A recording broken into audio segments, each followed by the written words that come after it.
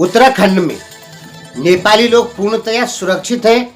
इनको गढ़वाल में या उत्तराखंड में किसी भी प्रकार की कोई दिक्कत नहीं होती है। हम थोड़ा देर बाद इस वीडियो के बाद जा रहे हैं खेतों में और आपको दिखाएंगे कि वहाँ पे कुछ एक दो नेपालियों से हम बात करेंगे कि उनके साथ कोई प्रॉब्लम तो नहीं होती है उत्तराखंड में। तो इस वीडियो के बाद 12 या 1 बजे तक हम आपके पास दूसरी वीडियो भेजेंगे और आपको दिखाएंगे कि 2-4 आदमियों को ही दिखाएंगे कि उत्तराखंड में नेपाली लोग क्या कर रहे हैं और परेशान तो नहीं हैं। अब आगे। नमस्कार दोस्तों, बातें करते हैं कुछ नेपाल समाचार की। उससे पहले कोरोना का लाइव अपडेट आज और अभी तक का। तो दोस्तों, इस समय पूरी दुनिया में जो केस हुए हैं वो है 29,94,476 केस हो चुके हैं। इनमें से इस समय मौतें हुई हैं 2,06,992 और रिकवरी हुई है 8,78,820 आदमियों की। अमेरिका में अभी तक 55,413 लोगों की मृत्यु हो चुकी है। स्पेन में 23,190 आदमियों की, इटली में 26,644 आदमियों की, फ्रांस में 22,885 आदमियों की, जर्मनी में 59,676 आदमियों की, यूनाइटेड किंगडम में 20,732 आदमियों की, ईरान में 5716 आदमियों की, इंडिया में 881 आदमियों की, पाकिस्तान में 281 आदमियों की मृत्यु अब तक हो चुकी है। और रही नेपाल की बात, तो नेपाल में अभी तक 52 आदमी इस इन्फेक्शन के शिकार हुए हैं, जिनमें 16 आदमी सही हो चुके हैं। अब आगे। नेपाल में लॉकडाउन होते हुए भी नेपाली इंजीनियरों ने एक झूलंगे पुल, नेपाली भाषा में जिसे कहते हैं झूला पुल, उसका निर्माण कर दिया है। यह पुल 567 मीटर लंबा है। सबसे बड़ी बात यह है कि इस पुल के निर्माण के लिए नेपाली इंजीनियरों ने किसी भी अन्य देश के इंजीनियरों की सहायता नहीं ली। कह सकते हैं मेड इन नेपाल। नेपाली इंजीनियरों द्वारा बनाया गया पूर्ण स्वदेशी पुल। एशिया में जो लंबे झूला पुल हैं, उनके मध्य में एक पड़ने वाला ये पुल है।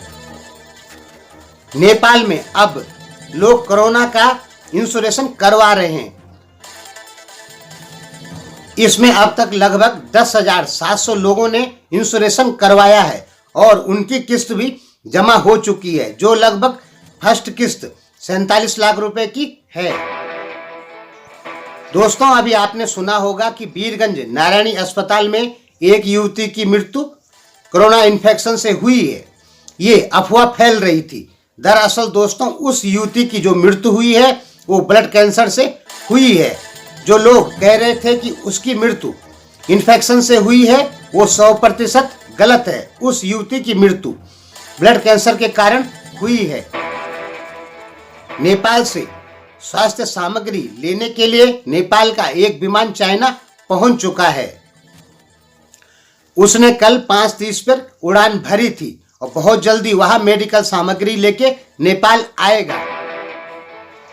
अमेरिकन आइडल में जो दिवेश पोखरेल गए थे, उन्होंने सभी नेपालियों से अपील की है कि वो उन्हें वोट करें। आपको पता है कि दिवेश पोखरेल ने बहुत सारे स्टेज पार कर दिए हैं अमेरिकन आइडल के। चंगू नारायण नगर पालिका में वहां की पुलिस ड्रोन से निगरानी कर रही है लॉकडाउन की। सुलभ अग्रवाल जो मेडिकल घोटाले में पकड़े गए थे, उनके ऊपर नेपाल की एन 232 के तहत 4 केस दर्ज किए गए हैं। काले बाजारी, नफाखोरी, जमाखोरी, कृत्रिम अभाव, ये 4 केस नेपाल पुलिस ने उनके ऊपर लगाए हैं। सामाजिक विकास मंत्रालय के जो सचिव हैं राम प्रसाद घिमरे, उन्होंने बताया है कि प्रदेश 2 में लॉकडाउन के कारण भुखमरी फैल सकती है, क्योंकि प्रदेश 2 में 49% लोग गरीबी रेखा से नीचे हैं। कर्णाली के बाद यह दूसरा नेपाल का प्रदेश है जहां पे सबसे ज्यादा गरीबी है।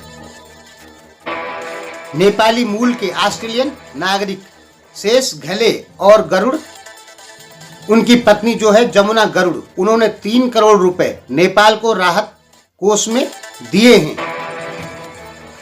कोरिया में काम करने वाले नेपालियों को अब नेपाल सरकार चार्टर करवा के उनको कोरिया वापस भेजेगी। जो लोग कोरिया से नेपाल आए थे और नेपाल में ही लॉकडाउन में फंस गए, उनको अब नेपाल सरकार कोरिया छोड़ेगी। दोस्तों, आपको पता होना चाहिए कि कोरिया ने इलेक्शन भी किए हैं। इस महामारी के बीच में कोरिया अब बिल्कुल सुरक्षित हो चुका है और वहां पे वोटिंग भी हुई है। अब नेपाल में लॉकडाउन की अवधि 25 गते वैशाख तक होगी और सीमाएं सील, राज्यों की जो सीमाएं हैं उनको 31 वैशाख तक सील ही रखा जाएगा। नेपाल सर्वोच्च अदालत ने पुलिस को आदेश दिए हैं कि उन्होंने ज्ञानेंद्र शाही को क्यों पकड़ा, यह कारण वह अदालत में स्पष्ट करे। उत्तराखंड श्रीनगर खेड़ा खाल में 3 नेपालियों को भारत के उत्तराखंड के राजस्व विभाग के एक उप निरीक्षक हैं, उन्होंने और उनके साथ 2 पीआरडी जवान थे, उन्होंने 3 नेपालियों से लगभग 14,000 रुपए लूट लिए और मोबाइल भी लूट लिए। ये लोगों ने इन तीनों नेपालियों को लॉकडाउन का डर दिखाया और उनसे जो उनके पास जमा पूंजी थी, मोबाइल था, उनको लूटकर ले गए। फिर नेपाली युवक राम बहादुर ने पुलिस में कंप्लेंट करवाई। उप निरीक्षक के खिलाफ पुलिस ने तुरंत एक्शन लेते हुए तीनों आदमियों को, जो 2 पीआरडी के जवान थे और एक उप निरीक्षक था राजस्व विभाग का, इन तीनों को पकड़ लिया और उनमें से जो सामान उन्होंने लूटा था उसको बरामद कर लिया है।